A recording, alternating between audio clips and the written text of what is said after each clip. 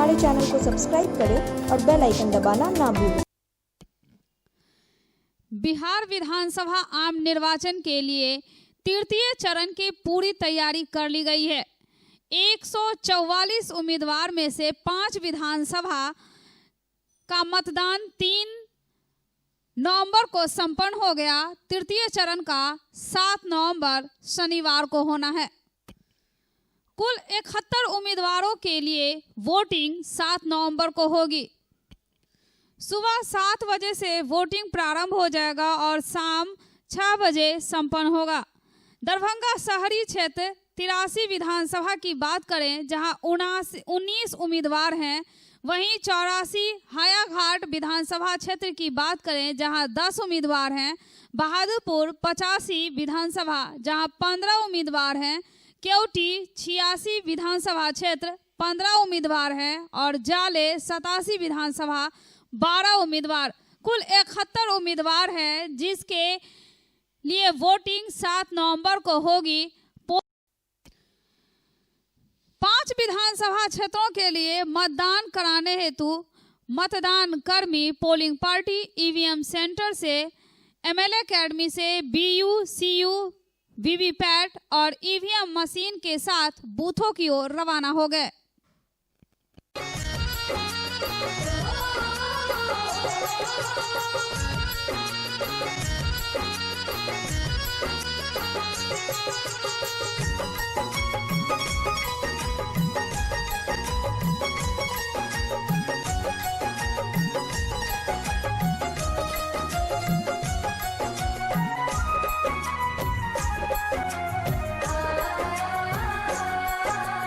आओ बहना आओ भाई अपना फर्ज निभाए, वोट डालकर निर्वाचन का उत्सव सफल बनाए। आओ बहना आओ भाई अपना फर्ज निभाए, वोट डालकर निर्वाचन का उत्सव सफल बनाए।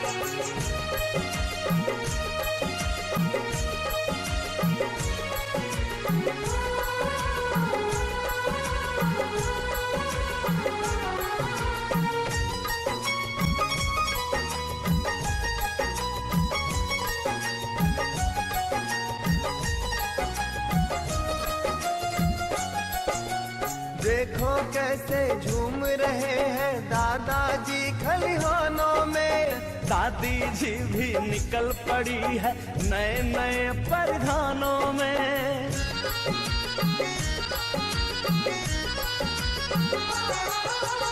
देखो कैसे झूम रहे हैं दादाजी खलिहानों में, दादी जी भी निकल पड़ी है नए नए परिधानों में।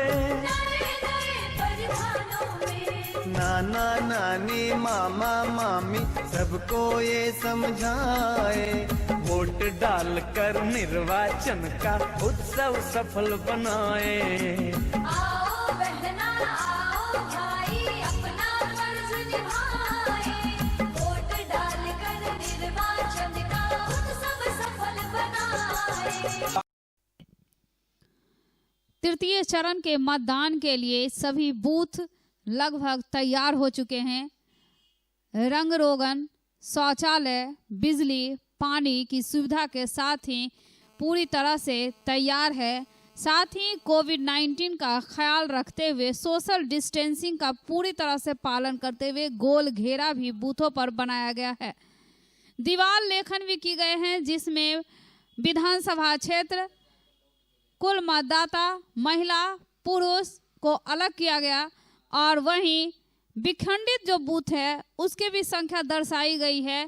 साथ ही बूथ की संख्या भी उस पर लिखा गया है ताकि जो भी मतदाता आए उन्हें आसानी हो समझने में और वोट गिराने में, अपने मताधिकार का प्रयोग करने में। दिया गया, हम लोग को दिया गया है, सैनिटाइजर व्यवस्था किया गया है, थर्मल स्क्रीनिंग व्यवस्था किया गया है टेम्परेचर नापने के लिए। तो यहाँ मतदाता आएंगे तो उसमें उनका थर्मल स्क्रीनिंग किया जाएगा, थर्मल स्क्रीनिंग भी किया जाएगा और सबके हाथ में सैनिटाइजर दिया जाएगा और ग्लव्स दिया जाएगा, हैंड ग्लव्स दिया जाएगा। बिहार विधानसभा आम निर्वाचन के लिए तृतीय चरण में होने वाले मतदान हेतु समाहरणालय अवस्थित अंबेडकर सभागार में कार्यरत जिला नियंत्रण कक्ष का निरीक्षण जिला निर्वाचन पदाधिकारी सह जिला अधिकारी डॉक्टर त्यागराजन SM द्वारा किया गया। उन्होंने नियंत्रण कक्ष में कार्यरत कर्मियों को ब्रीफिंग करते हुए कहा कि 6 नवंबर की रात्रि 7 बजे तक PCCP को मतदान केंद्र पर पहुंचने से संबंधित फीडबैक प्राप्त किया जाए और सभी पीठासीन पदाधिकारी से संपर्क कर उनके मतदान केंद्र पर पहुंचने से संबंधित फीडबैक ले लिया जाए। उन्होंने कहा कि इस बार 83 दरभंगा, 84 हायाघाट, 85 बहादुरपुर, 86 केवटी और 87 जाले विधानसभा निर्वाचन क्षेत्र में 7 नवंबर को मतदान पूर्वाह्न 7 बजे से 6 बजे अपराह्न तक कराया जाएगा। इनमें कई विधानसभा निर्वाचन क्षेत्र के कई मतदान केंद्र काफी संवेदनशील हैं और उनका पूर्व का इतिहास भी अच्छा नहीं है, इसलिए जितने भी जोनल दंडाधिकारी हैं वे सभी 7 नवंबर को अपने अपने क्षेत्र में सक्रिय रहेंगे।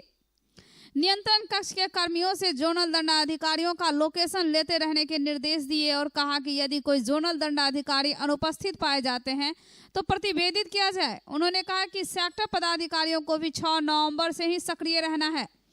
जिला नियंत्रण कक्ष के अलग अलग विधानसभा निर्वाचन क्षेत्र के कर्मी अपने अपने विधानसभा निर्वाचन क्षेत्र के सेक्टर पदाधिकारियों से संपर्क कर उनसे फीडबैक ले लेंगे कि उनके सभी मतदान केंद्र पर मतदान कर्मी पहुंच गए हैं या नहीं।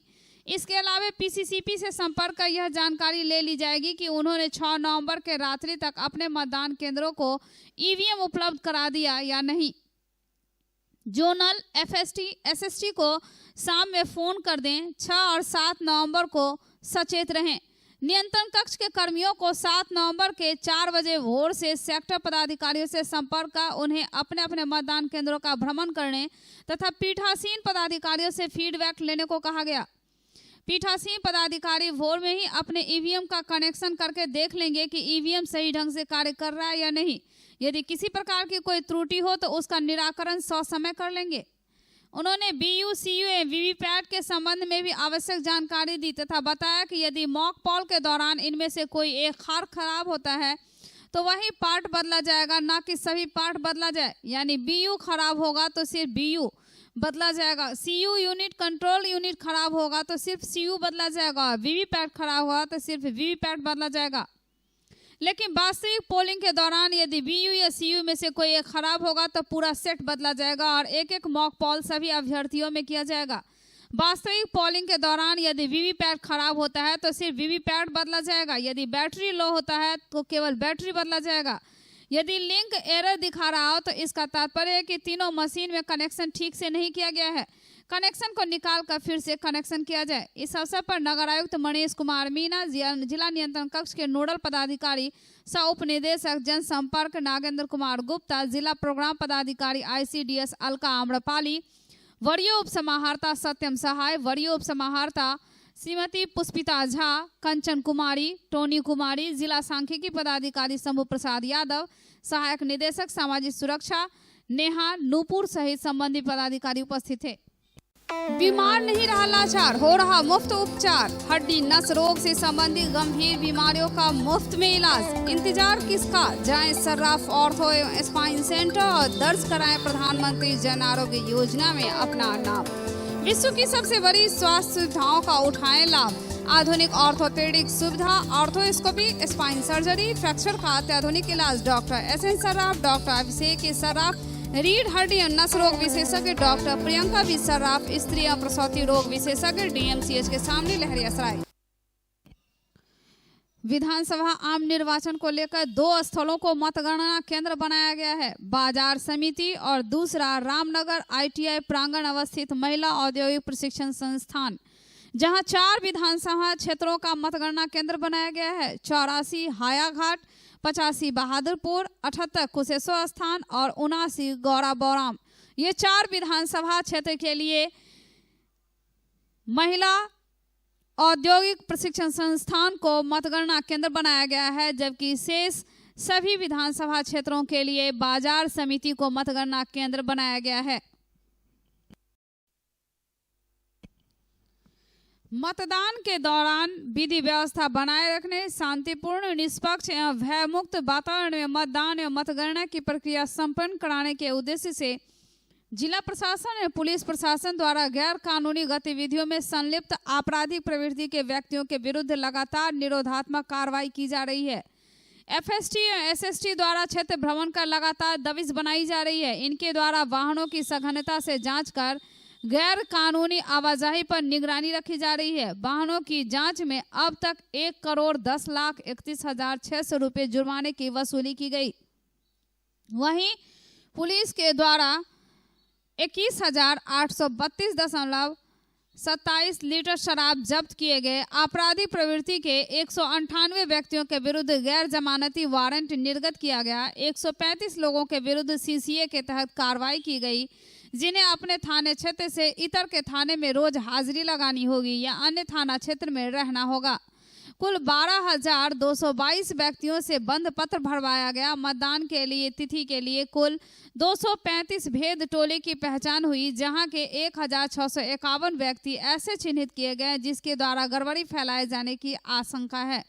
उन्हें बॉन्ड डाउन किया गया। साथ ही थानों द्वारा 1,222 शस्त्रों का सत्यापन किया गया एवं 379 शस्त्र जमा करवाए गए।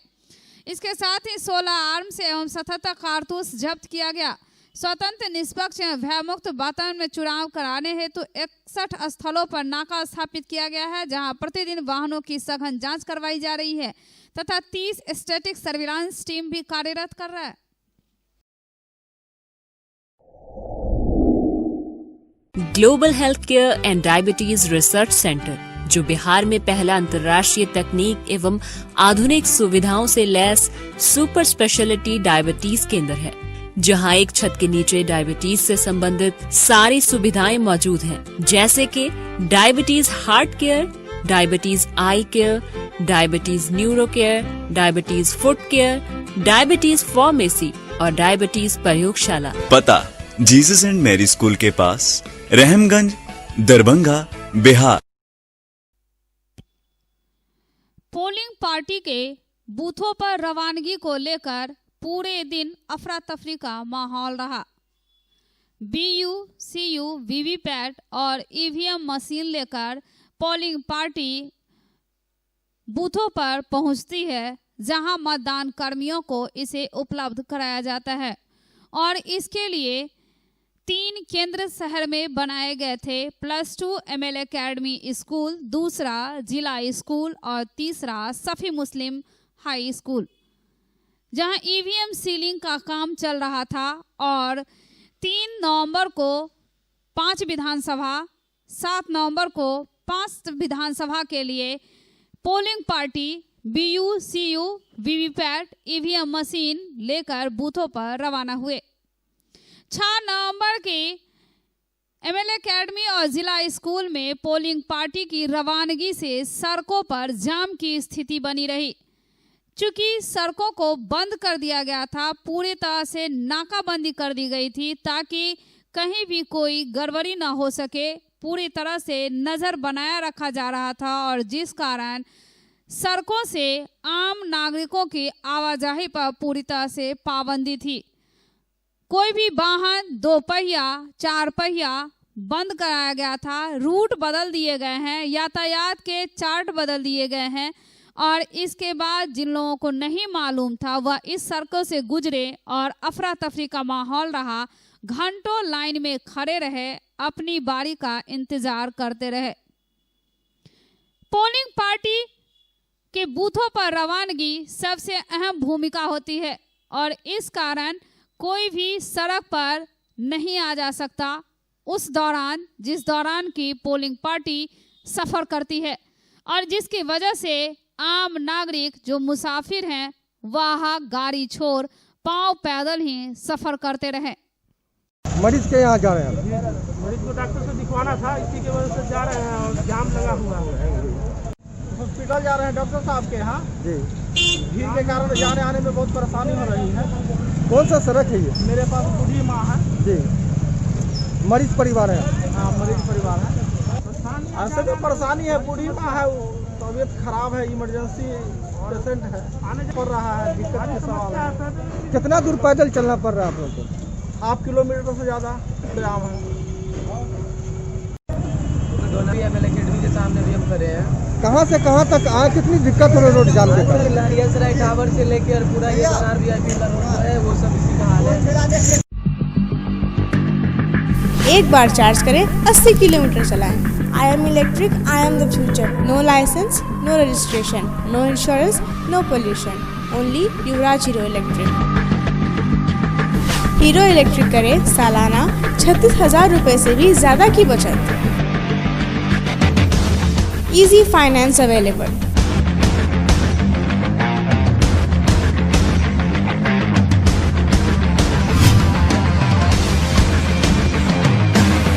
हीरो इलेक्ट्रिक की ई-बाइक 37,000 से लेकर के 96,000 तक नई नई मॉडल उपलब्ध है। एक बार अवश्य पधारें।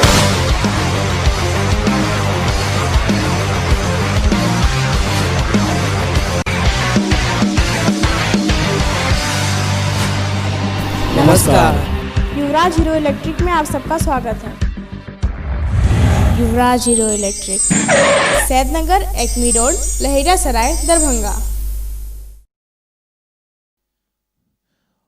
और तीसरे चरण, जो आखिरी चरण है, उस चुनाव मतदान के एक दिन पहले एक निर्दलीय प्रत्याशी को गोली मारकर घायल कर दिया गया। उसकी कार पर अपराधियों ने गोली चलाई, जिसमें 2 गोली उसे लग गई है। उसे गंभीर अवस्था में दरभंगा मेडिकल कॉलेज अस्पताल में भर्ती कराया गया है। 84 हायाघाट विधानसभा क्षेत्र के निर्दलीय प्रत्याशी रविंद्र कुमार सिंह उर्फ चिंटू सिंह चुनाव प्रचार कर रात में लौट रहे थे, तो बातचीत के बहाने उन्हें उतारा गया और बातचीत के दौरान ही ताबड़तोड़ गोलियां चली, जिसमें 2 गोली उन्हें लग गई। आनन फानन में समर्थकों ने उन्हें दरभंगा अस्पताल पहुंचाया, जहां गंभीर अवस्था में वे हैं। गोली किसने चलाई, इसके बारे में तरह तरह की बातें आ रही है। बताया जाता है कि एक प्रत्याशी उन्हें बैठने के लिए भी कह रहे थे। दूसरी ओर रविंद्र सिंह लगातार आक्रामक रहे हैं और कई गिरोह संगठनों पर जमकर वे प्रहार करते रहे हैं। पुलिस उस कोने से भी इसकी जांच कर रही है। घटना यही घटी है जो 10 बजे रात में मेरे चाचा जी को कॉल आया है, जो आप आके मिलिए पर्सनल। अब कौन कॉल किया वो हम लोग को कोई जानकारी नहीं है।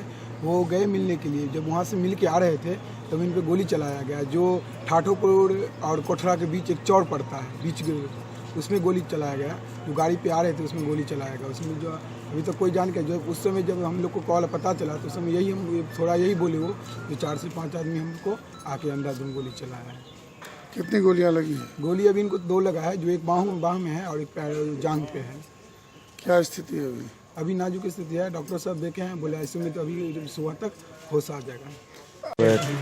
स्थिति को देखते हुए करवाया।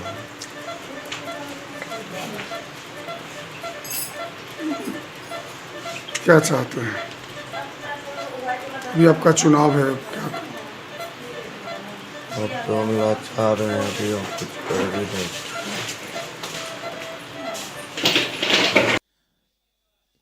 मतदान कुछ ही घंटे बाद है। ऐसी परिस्थिति में चिंटू सिंह जो गंभीर रूप से घायल हैं, अब देखना है कि उनका क्या बयान आता है। और तरह तरह की चर्चा विधानसभा क्षेत्र में 84 हायाघाट विधानसभा क्षेत्र से 10 प्रत्याशी हैं, जिसमें निर्दलीय चिंटू सिंह लगातार पूरे जोर शोर से प्रचार प्रसार में लगे हुए थे।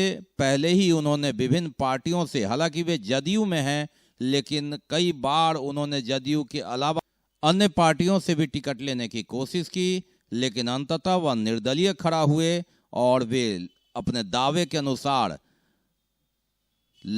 टक्कर दे रहे थे। चुनाव प्रचार में काफी आगे थे।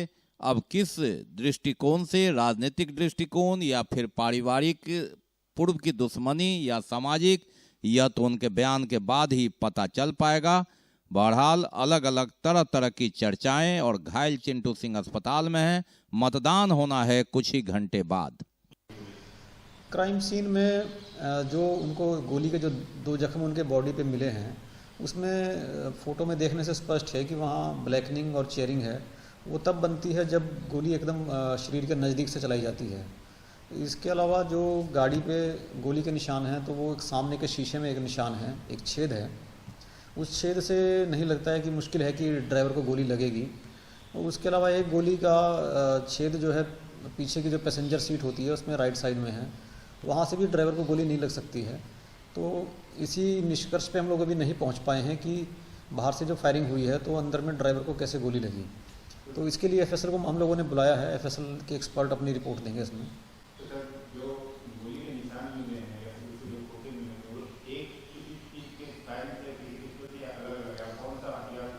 घटनास्थल से 2 खोखा मिला है, दोनों एक पिस्टल का 7.65 बोर का वो खोखा है।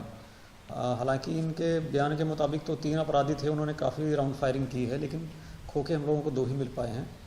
तो सभी बिंदुओं पे हम लोग जांच कर रहे हैं और एफएसएल के एक्सपर्ट जब इस घटनास्थल पे अपनी रिपोर्ट देंगे तो चीज़ें और क्लियर हो पाएंगी। इधर हायाघाट विधानसभा क्षेत्र के दूसरे प्रत्याशी जाप उम्मीदवार अब्दुल सलाम खान और मुन्ना खान चिंटू सिंह को देखने दरभंगा अस्पताल पहुंचे और उन्होंने कहा कि एक साजिश है और इसकी गहन जांच होनी चाहिए। उन्होंने जल्द इनके स्वस्थ होने की कामना की और कहा कि इन पर गोली चलाना चुनाव को प्रभावित करने का कार्य है और दोषियों को किसी रूप में बख्शा नहीं जाए।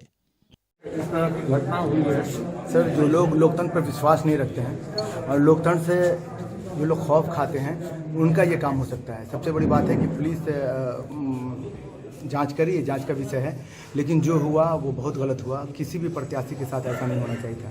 हायाघाट के अंदर में चिंटू सिंह जाना माना नाम था, समाज सेवी आदमी है, समाज का सेवा के लिए हमेशा तत्पर रहता है। उसको इस तरीके से गोली मार देना ये चिंता का विषय है और मैं प्रशासन से मांग करता हूँ जितने भी प्रत्याशी हैं उनको अविलंब बॉडीगार्ड दिया जाए। अगर किसी के साथ कुछ होता है तो प्रशासन की सीधे तौर पर जिम्मेदारी होगी। और घटना के संबंध में हायाघाट विधानसभा क्षेत्र से ही राजद प्रत्याशी भोला यादव का कहना है। पहले से हम लोगों से जुड़े हुए थे और आज भी जुड़े हुए हैं। चिंटू सिंह जो दरभंगा के सीनियर एसपी से अनुरोध है इस पूरे मामले का विशेष जांच करवाया जाए, जिससे दूध का दूध और पानी का पानी ये पता चले जो किसने उनके हत्या का कोशिश किया है और चिंटू सिंह जी को अविलंब समुचित सुरक्षा व्यवस्था दिया जाए, जिससे कि वे अपने मतदाता लोगों से रूबरू हो सके। क्योंकि जिस तरह का हमला हुआ है इससे साफ परिलक्षित होता है जो किसी न किसी दुश्मनी से उनके ऊपर हमला हुआ है और इसका यदि सही तरीके से जांच होगा तो मैं समझता हूं जो दोषी व्यक्ति निश्चित तौर से पकड़ा जाए। यदि किन्हीं को किसी के ऊपर में संदेह है तो इसका जब तक जांच नहीं होगा तब तक ये मामला क्लियर नहीं होगा। हम लोग निष्पक्ष जांच की मांग करते हैं। घटना का स्पष्ट कारण पता नहीं चल सका है। हालांकि राजद प्रत्याशी भोला यादव और जन अधिकार पार्टी के प्रत्याशी मुन्ना खान ने जांच की मांग की है। पुलिस भी अपने तरफ से जांच में पूरी तरह से जुट गई है। भूपेंद्र नारायण मंडल विश्वविद्यालय मधेपुरा की अंगीभूत इकाई मनोहर लाल टेकरीवाल महाविद्यालय सहरसा के रसायन विज्ञान के अतिथि सहायक प्राध्यापक डॉक्टर आनंद मोहन झा को एकेडमिक एक्सीलेंस अवार्ड मिला है। इंस्टीट्यूट ऑफ स्कॉलर चिंगमंगलूर कर्नाटक की समीक्षा समिति ने 2020 के लिए डॉक्टर झा को एकेडमिक एक्सीलेंस अवार्ड से सम्मानित किया। चयन समिति ने उनकी प्रोफाइल, शिक्षण कार्य, शोध कार्य, सामाजिक कार्य और पर्यावरण संरक्षण के लिए किए गए कार्यों के आधार पर डॉक्टर आनंद मोहन झा का चयन किया गया। डॉक्टर झा को एकेडमिक एक्सीलेंस अवार्ड मिलने से भूपेंद्र नारायण मंडल विश्वविद्यालय मधेपुरा तथा ललित नारायण मिथिला विश्वविद्यालय दरभंगा दोनों विश्वविद्यालय की गरिमा बढ़ी है। उनके अभी तक 15 से अधिक शोध पत्र राष्ट्रीय और अंतर्राष्ट्रीय जर्नल में प्रकाशित हुए हैं।